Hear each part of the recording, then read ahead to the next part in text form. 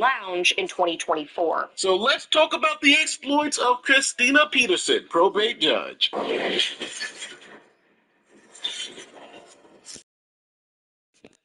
Here's a quick word from our sponsor, HelloFresh. Now, this new year, nothing hits like home cookies. The last thing I want to do is figure out what I'm going to eat for dinner. Now, this is where HelloFresh comes in. See, HelloFresh brings back the joy of the kitchen with recipes that feel good and taste delicious night after night. Now, with HelloFresh, everything's shipped to your door pre-portioned. Instructions are idiot-proof. Plus, the portions are bigger, so nobody leaves the table hungry. They've got over 100 recipes every single week, everything from comfort food to global dishes. I'm talking steak, seafood, and 3 times more seafood options at no extra cost. Now, if you're someone who's trying to eat better, they've got over 35 high-protein weekly recipes, including new Mediterranean and GLP-1 friendly options. Now, I use HelloFresh, and I think you should too, because when dinner tastes this good, nothing hits like home cooking. Now, go to HelloFresh.com/MeetTheLawyer10FM to get 10 free meals plus a growing night valued at $145 on your third box. Now, also valid all supplies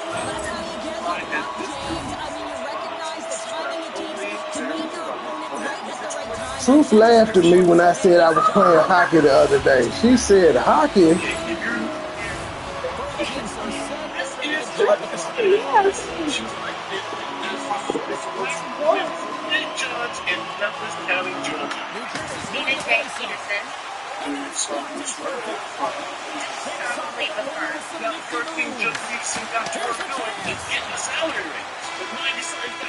That was being paid previously was not enough. She wanted to be paid top dollar. But Peterson was just a first-time judge. How can you have an inexperienced judge just come in and demand to be paid what judges who have been there for 10 years make? This is what happened. New developments today. Fox 5 I-Team investigation involving how big a paycheck a newly elected judge should be getting. Fox 5 I-Team reporter Randy Travis says taxpayers won't be paying the judge as much as she wanted, but still more than some elected leaders feel that she deserves.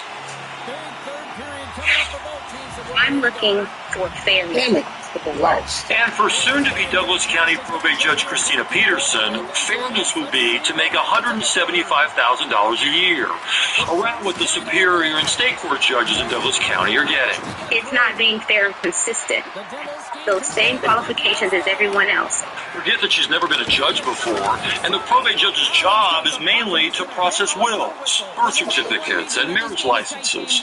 The man she's replacing made $96,000 a year. She knew what the pay was when she signed up to run. So now the good people at Douglas County, Georgia decided to make Christina Peterson the highest paid judge in Douglas County. And then there's how much she makes. Last year, Peterson made $266,000, more than any judge in the courthouse, more than the Supreme Court justices who will eventually decide her fate. That's largely due to her ability to keep all the birth and death certificates last year, around $139,000, in addition to her $127,000 annual salary. Now, the judge had to deal with an issue concerning a Thai immigrant who married a black man. Now, P.G. Skelton married in Douglas County in 2016. Now, this was before Peterson took office. Now, Skelton had written her uncle's name on her original marriage license because she didn't know her father's name. So she wrote her uncle's name on the document because that is who raised her. That was her father at the time. Then later, she discovered her father's real name. So she went to get her marriage license amended. She filled out the paperwork to change the name of the marriage license and went in front of Judge Peterson. Now, Judge Peterson, seeing an Asian woman married to a black man, decided to make things difficult.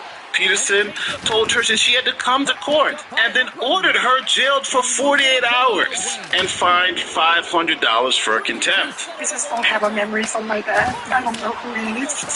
The most troubling, wrote the panel, Peterson's decision to jail this woman for trying to amend her marriage certificate to include the real name of her recently discovered father. Did you go to this hearing with any idea that you were going to jail?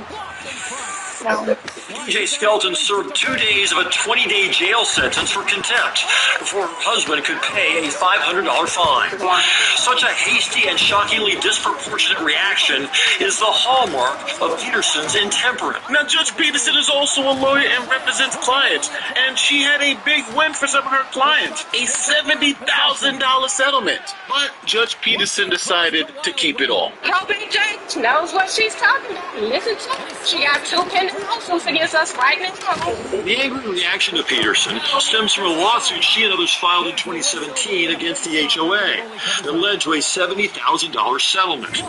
According to a complaint filed against her by the Judicial Qualifications Commission, Peterson never shared that money with her clients. Yeah, she just up and bounced with the cash. And anytime anybody criticized Judge Peterson, she played the race card. You're a racist. You're only complaining because she's a black woman. And when county staff criticize her actions, it quickly triggers allegations of obstructionism or even racism. These communications and actions reveal a judge who publicly vilifies colleagues, is quick to threaten them with unnecessary legal action, and generally projects a spiteful and vainglorious persona. I'm the first African-American female in Democrat.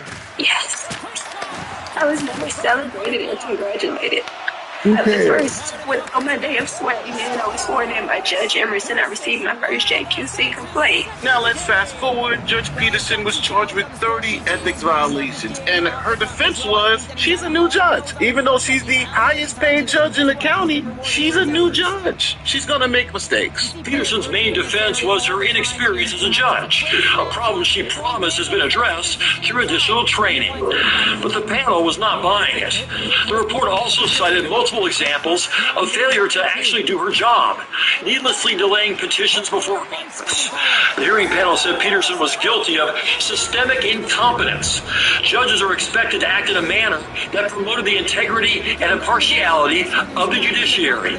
Respondent has shown that she cannot or will not do so, and so she must go. Now, that was only a recommendation, and the state Supreme Court had to make the final decision. But before the state Supreme Court could weigh in on the ethics violations, Christina Peterson decided to go out to the club and get her wig pushed back. Eric, thank you. To the I-Team now. A controversial Douglas County judge who once put her bride behind bars found herself in jail earlier today. Probate court judge Christina Peterson was booked into the Fulton County Jail charged with felony obstruction and simple battery of a police officer. Well, Judge Peterson still serving out the last year of her term, apparently having a night out at the Red Martini Restaurant and Lounge in Buckhead. According to an unofficial police report obtained by the Fox 5 I-Team, she, quote, appeared to be under the influence when she punched an Atlanta police officer in the head. Now, while the judge is facing felony charges, the Supreme Court decided to remove her from the bench. And today, the Georgia Supreme Court removed a Douglas County judge arrested outside of a Buckhead lounge. We've been talking about this story all week. But Judge Christina Peterson, who you just saw there, she's not losing her job due to the felony charges she faces after allegedly hitting a police officer. That's right, Faith. This is all in response to a number of ethics charges brought by the state commission that investigates claims of judicial misconduct.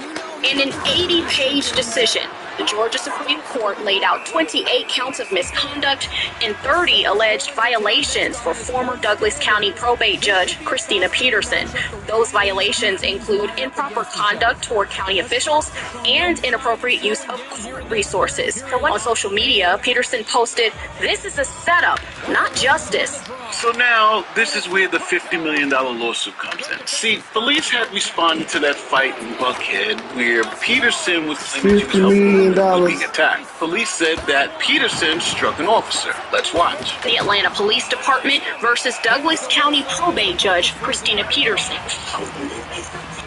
Thursday, around 3 in the morning, Officer Keith Wadsworth responds to a commotion outside of the Red Martini Lounge in Buckhead. There was some sort of dispute with the woman seen here.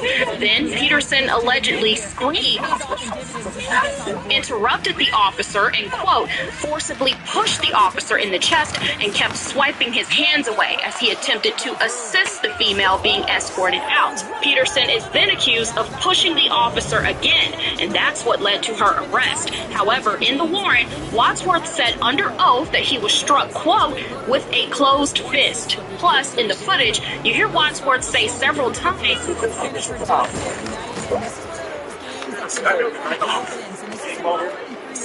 that he's been punched. You can see an arm here, but it's difficult to tell during the scuffle. But the story doesn't stop there. Next, Peterson spends more than an hour in a police unit, sometimes hurling profanity at Wadsworth and refusing to identify herself. I need your name and your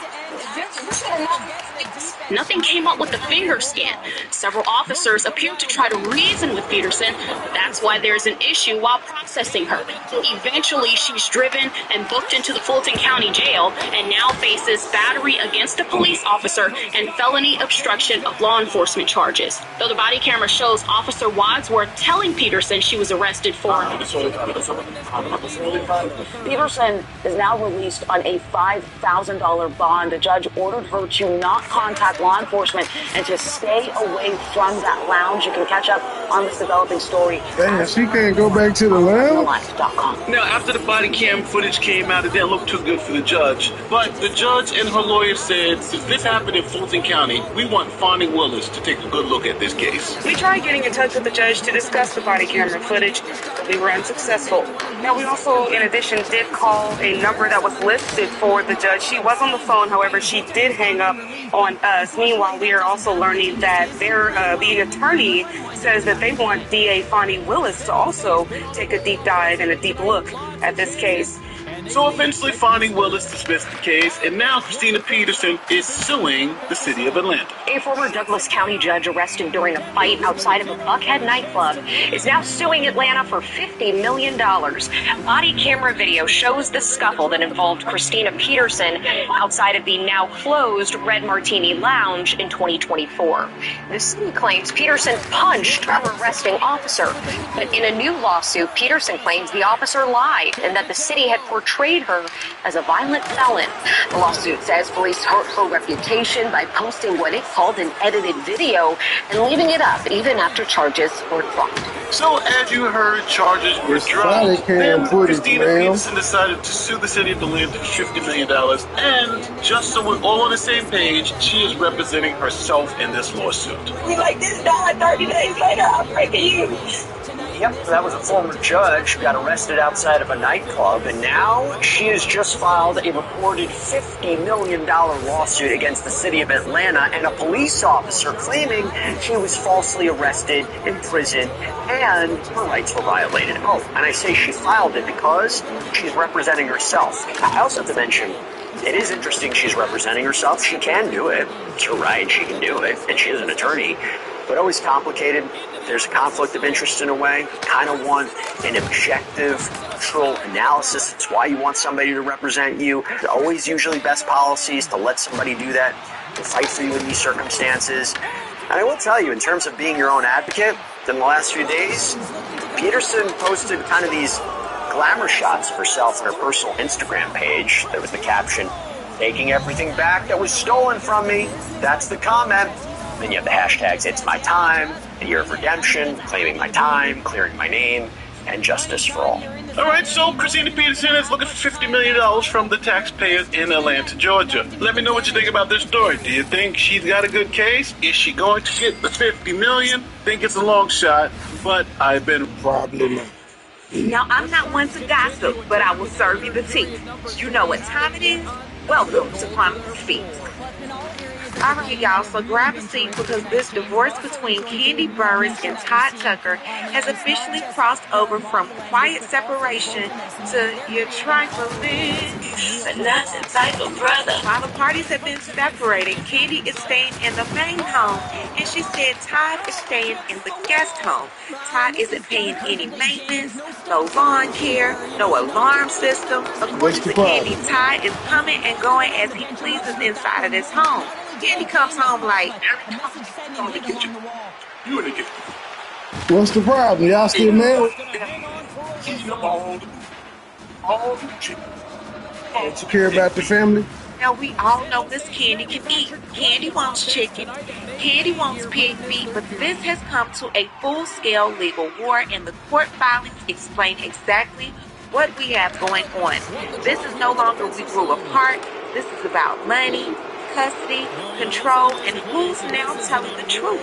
So let's rewind. But before we do that, please make sure you subscribe to this channel and hit the bell for notifications so you don't miss out on any news regarding this case and so much more. Now let's get back into it. Now, as you all recall, Kandi Burruss filed for divorce in late 2025. Publicly, everything sounded respectful, no cheating, no accusations, no explosive interviews, just the usual, we're focusing on the kids' language. But behind the scenes, the paperwork tells a completely different story, because once temporary motions started being filed, it became clear that both sides that they were backbone his family, and neither is willing to let the other side control the narrative, and that's when things get spicy. Kandi's position is, I've been financing everything. Kandi is saying in plain English, I've been paying for everything and I'm done doing this alone. According to her, she has covered private school tuition, extracurricular activities, tutoring, uniforms and supplies, birthday parties, travel, and a full-time caregiver. She claims consistently contributed financially, even while benefiting from the same household and lifestyle. Now, here's where people tried to drag her online. She's been in New York. She's on Broadway. But Kandi addresses that head on. She says that this is a temporary limited Broadway engagement, not some long-term relocation. And despite working out of state, she claims that she flew back consistently. She paid for child care, she managed the kids' schedules, and handled all medical and educational decisions while in New York. Her message is very clear. Working doesn't make me absent, it makes me responsible. Now, the caregiver part is very important. Kandi is saying that while she's working in New York, she's personally paid for a living caregiver to make sure that the kids were fully taken care of day to day. The caregiver lives in the home, handles school pickups, prepares meals, helps with homework, manages bedtime routines. Pretty much, if you're a mama and you ain't got your baby, and your mama got your baby, then you're not the mama. Your grandmama's the baby. So Todd responded to Kandi's motion for a temporary hearing on parenting time and child support. So let's jump straight to the introduction, line number 4.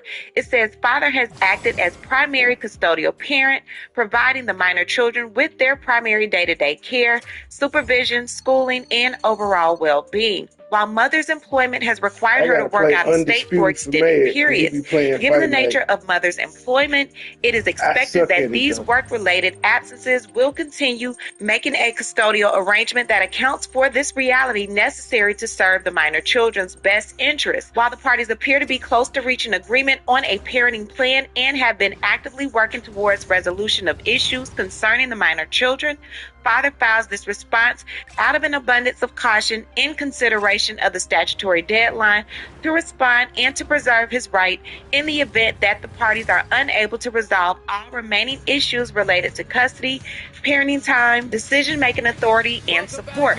Father shows that this filing is not intended to impede settlement efforts, but rather to ensure that appropriate relief may be addressed by the court if necessary, in the event the parties are unable to resolve all remaining issues related to the minor children. Father shows that a temporary parenting plan designating him as a temporary primary physical custodian with joint legal custody and father having final decision-making authority best promotes stability, continuity, and the best interest of the minor children during the pendency of this action. So let's jump straight to number 3. It says, father admits in part that statements contained in paragraph 3 of mother's motion, to the extent that the parties incur routine monthly expenses on behalf of the care and maintenance of the minor child, including educational, medical, extracurricular activities, and personal maintenance expenses.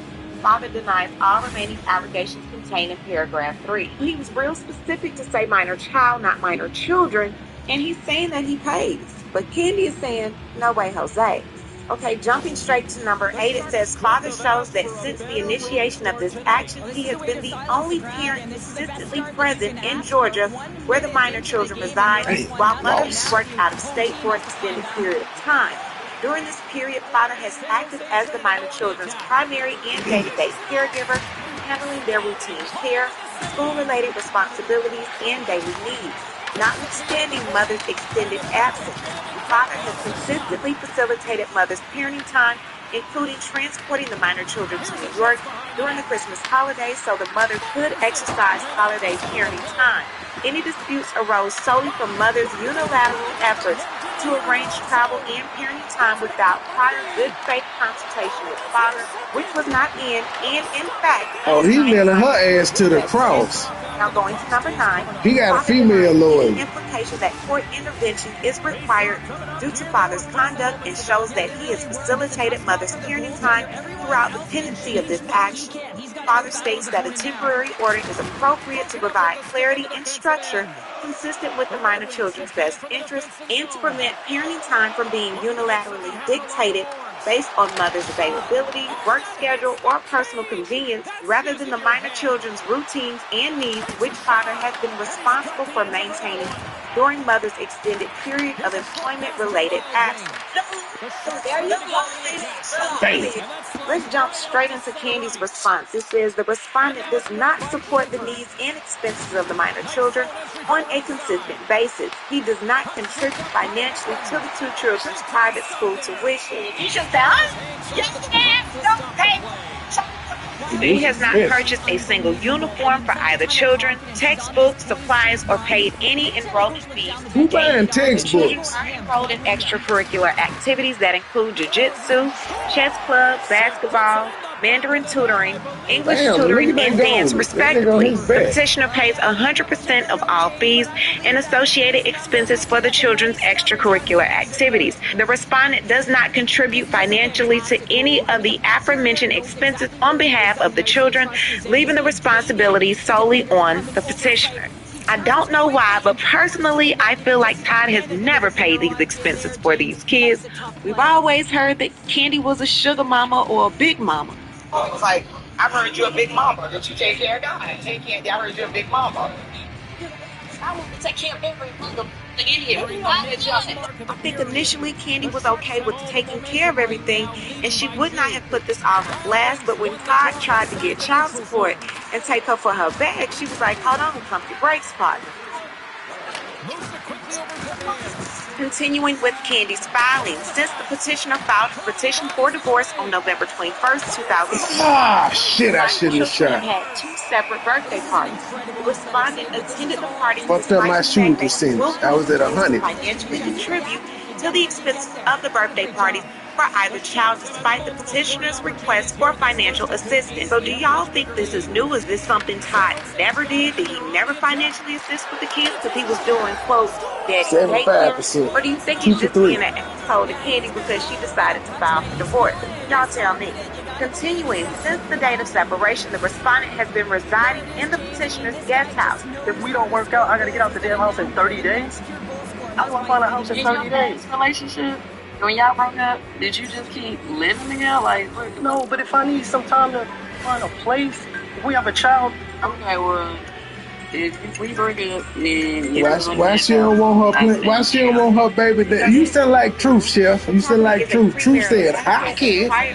Yeah, and you get to fight. During the time respondent has been fight. residing in the detached guest house, he has not paid a single expense for the maintenance and upkeep of the home, to include utilities, gas, lawn care, water, pest control, or even any fees associated with an alarm system on the property. The respondent has not made a single monetary contribution to the maintenance of the main home for which the party's 2 minor children reside. The respondent does not serve as primary custodian of the 2 children, despite the portrayal made in social media and print media and through they put me in the box.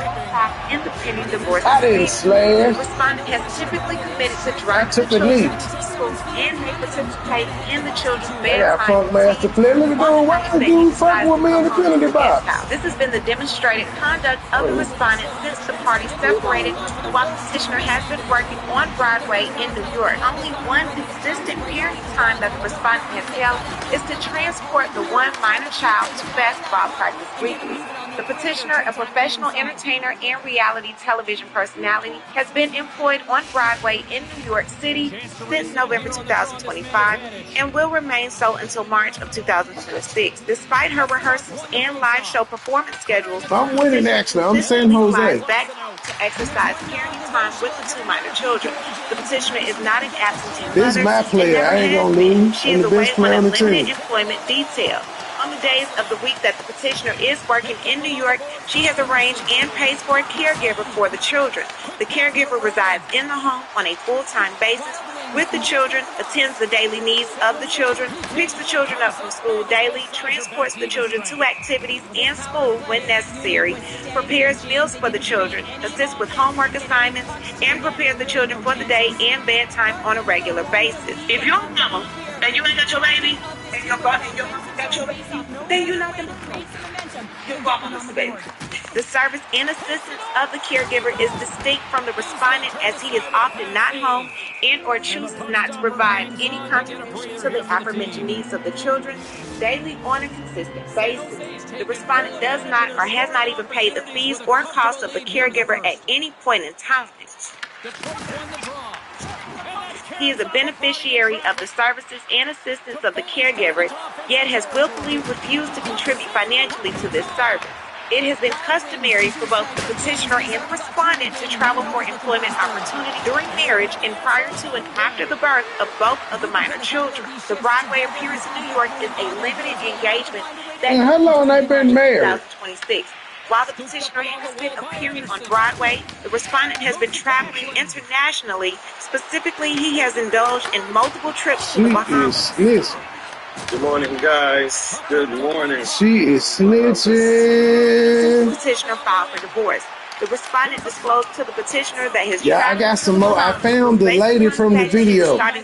She did an interview with Ricky Films last night. Everybody's just going viral. She trying to portray this old sweet lady. And she was out with that lady that I had started listening to, and then I said, let's leave.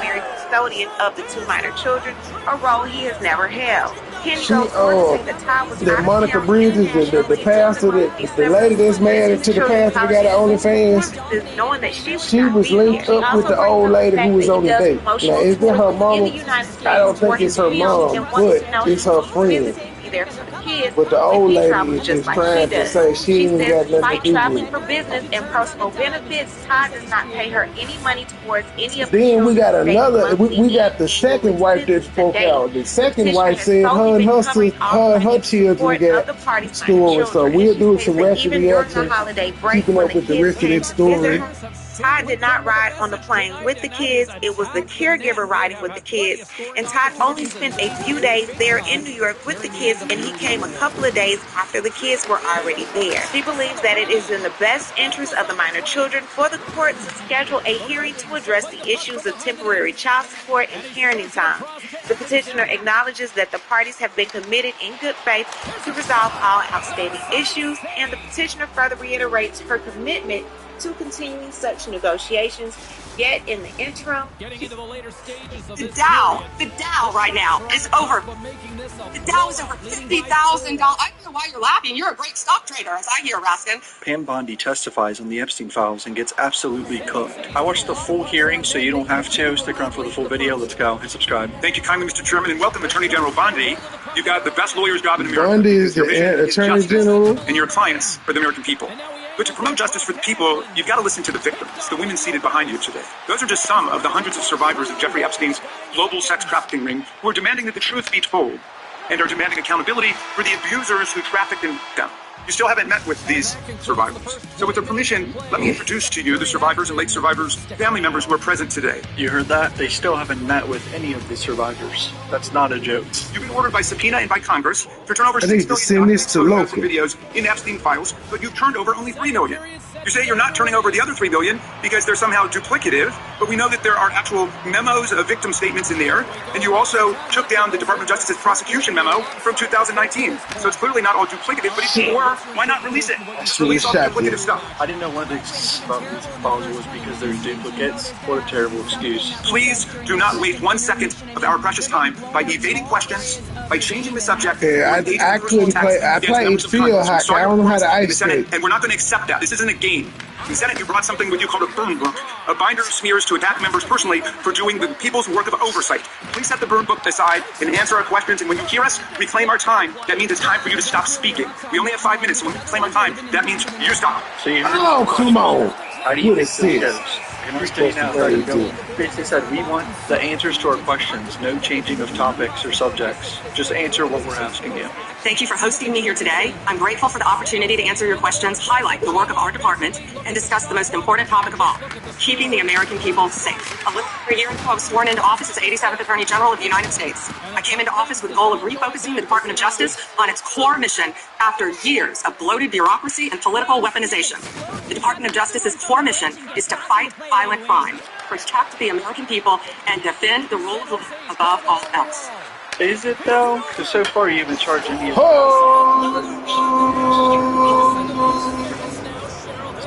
In 2025, we saw the lowest murder rate in 125 years. That's nothing short of historic. If you compare 25 to 24, here's what you'll find.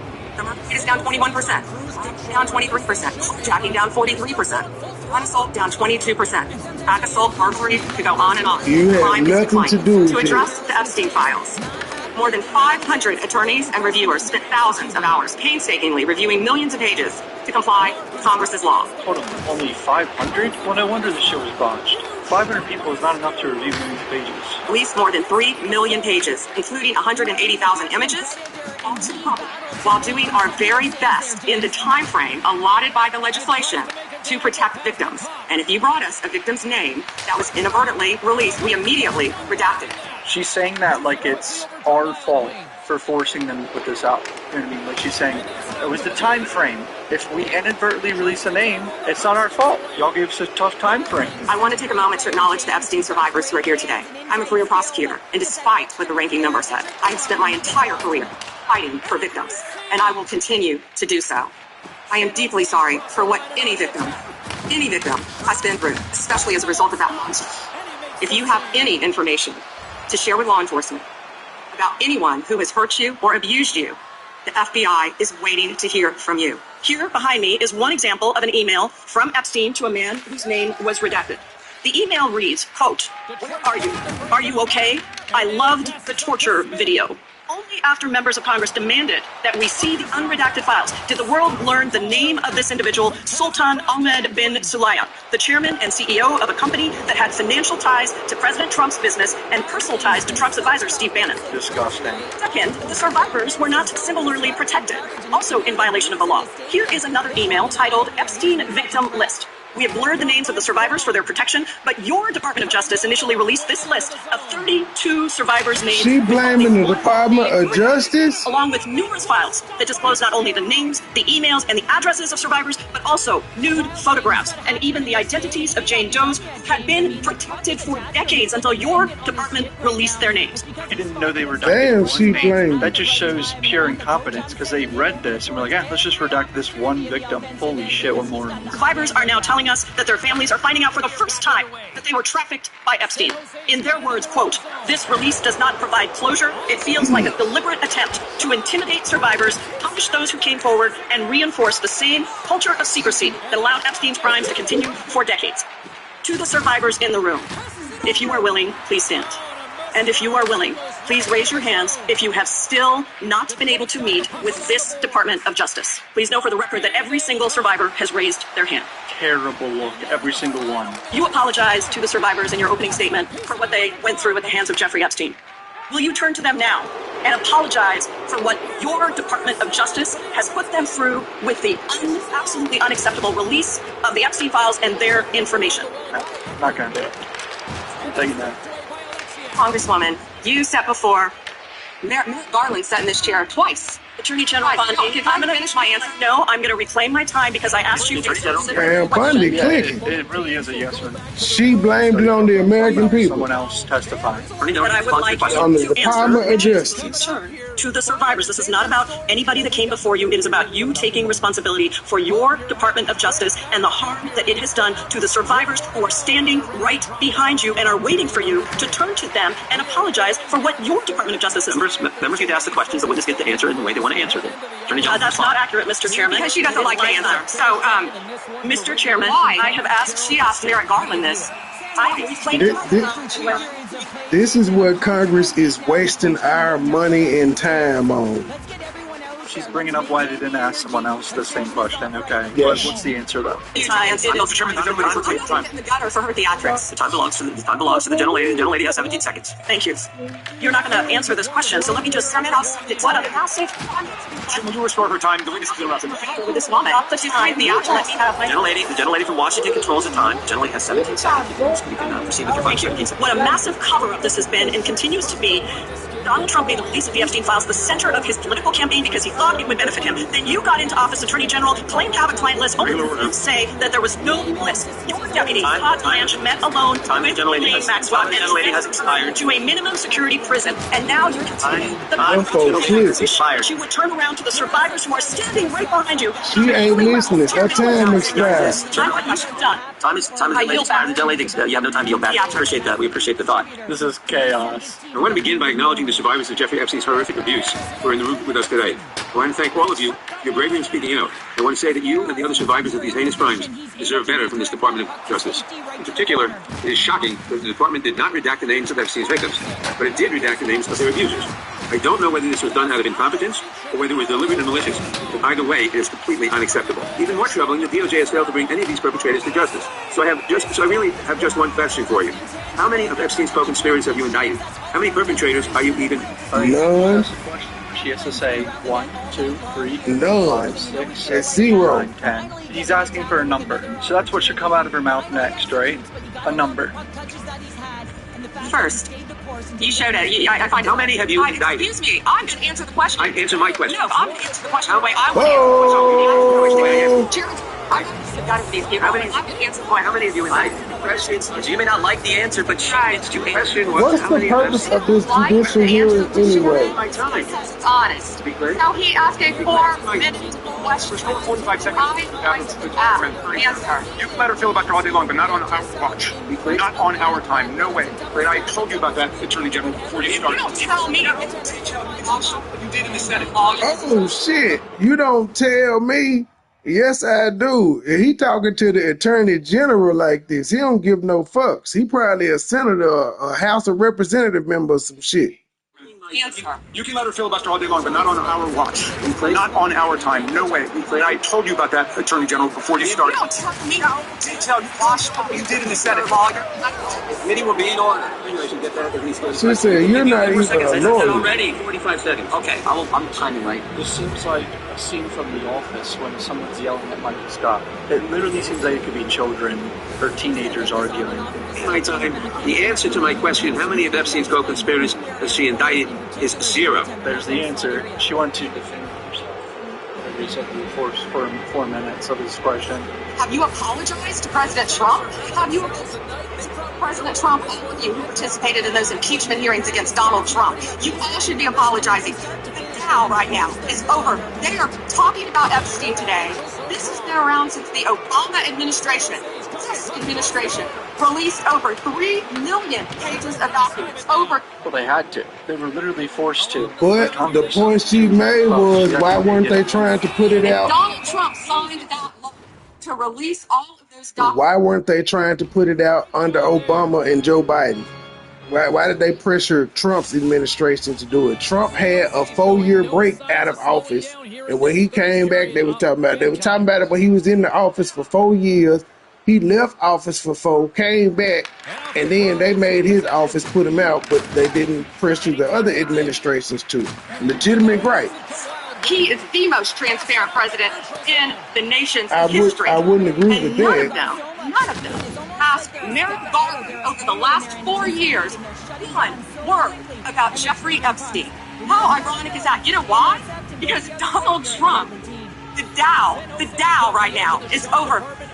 The Dow is over $50,000. I don't know why you're laughing. You're a great stock trader, as I hear, Raskin. You get good money off the stock market. The stock market has continuously gone up for years. Over the course of 10, 20, 30 years, it goes up. Dow is over 50,000 right now. The S&P at almost 7,000. And the NASDAQ smashing records. Americans' 401ks and retirement savings are booming. That's what we should be talking about. We should be talking about making Americans safe. The S&P 500 has gotten destroyed several times because of tariffs. In the first, an individual emails Jeffrey Epstein asking whether a woman identified as M was pro or civilian, and Epstein responds that she was a civilian, Russian, and fun. In the second email, Epstein writes to Steve Tisch about a Ukrainian girl, noting that she was, quote, a little freaked out by the age difference and stating that he would try to convince her not to return to Ukraine. He then instructs Mr. Tisch to call him, adding, I don't like records of these conversations. Mr. Tisch is the owner of the Giants. Question that really is either a yes or no answer. Do these emails constitute credible evidence, not proof, but credible evidence warranting further investigation into whether Steve Tisch was involved in Epstein's criminal conduct? Do you think yes or no?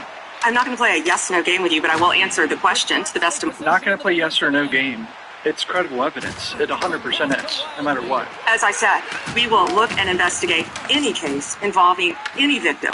I'm not familiar. There were 3 million pages, of course, with that email. But, of course, we will look into anything. The documents have been released, 3 million. The redacted versions, we should left them open for all of you to come view. I believe you view them. If not, you have some... Please, I'm not being rude. I only have 5 minutes. No, yeah, and I only have 30 seconds based on your filibuster. I'm giving yes or no answer. So let me just go further.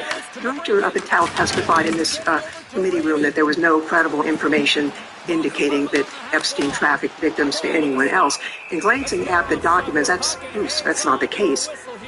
In July, your department issued a memo stating that it had conducted an exhaustive review of the Epstein files and concluded that no additional individuals would be charged. So I did go over to the Department of Justice yesterday. I would note that 400 and all our 35 members are in the House, and there's 4 computers. So it would take many months to actually have the time. I only had a few hours. I am concerned that this act has not been fully complied with. When Director Patel came to the committee, he admitted that up to 1,000 FBI agents had gone through the files and redacted President Trump's name from them.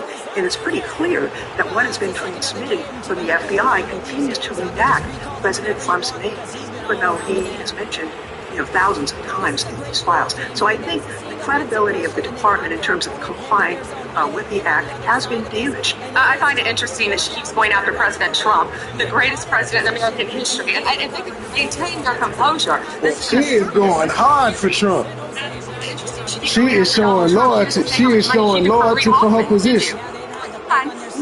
Mr. Chairman, regular order, please. She posted nothing on her X account, on her Twitter account. Gentle lady. Committee will be in order. No question on Attorney General. She doesn't just get this. Committee will be in order. The Attorney General is not going. Committee will be in order. Point of order, Mr. Chairman. Lady can say her point of order. And what floor are you referring to? Without responding to this is what women in government personally, do. I think it's pathetic. I just want to play a video, though, for you that I think speaks to the frustration that many of these victims have. Sometimes Trump's name appears in the files, so it could at least be 1,000 times. Is that right? The number is a total misleading factor. We have not released anyone's name. We have not released anyone's name in the Epstein files that has not been credible.